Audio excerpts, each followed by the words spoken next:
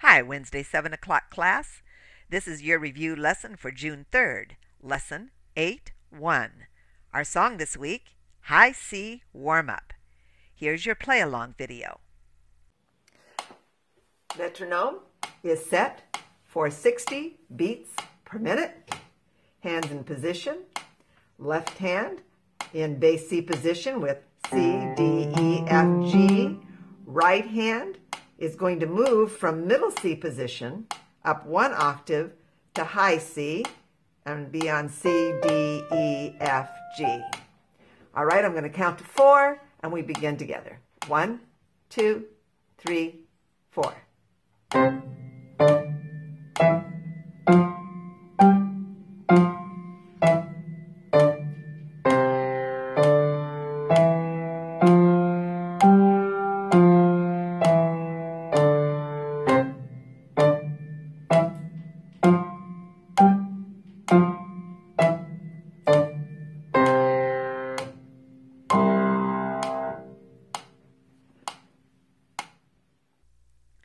Now let's take a look at our music, High C Warm-Up.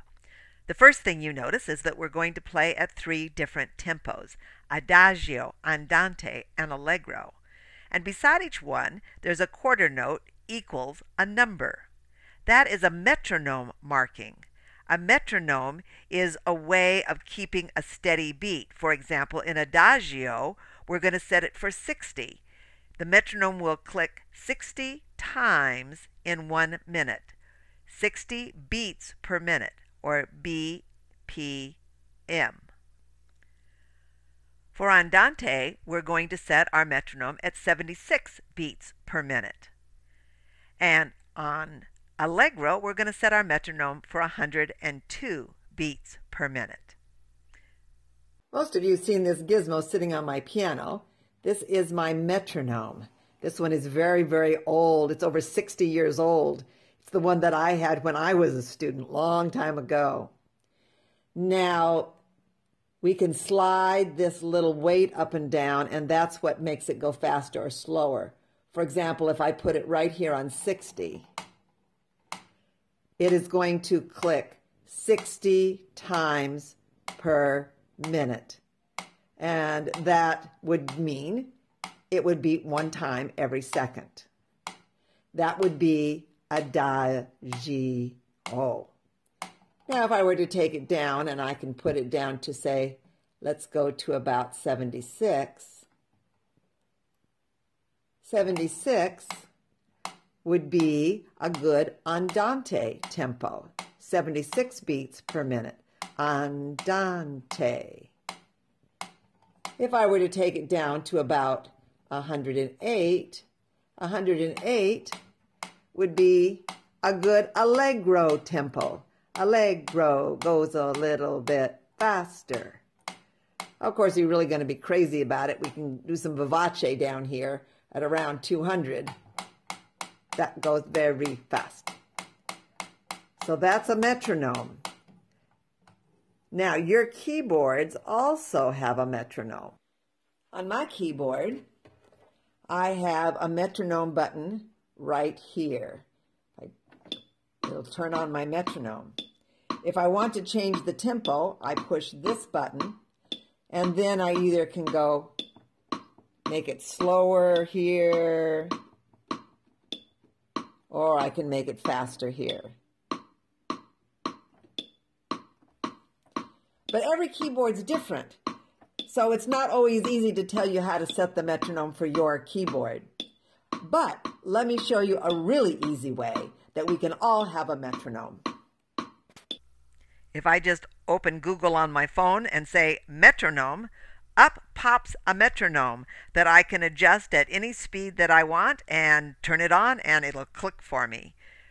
That's by far the easiest way.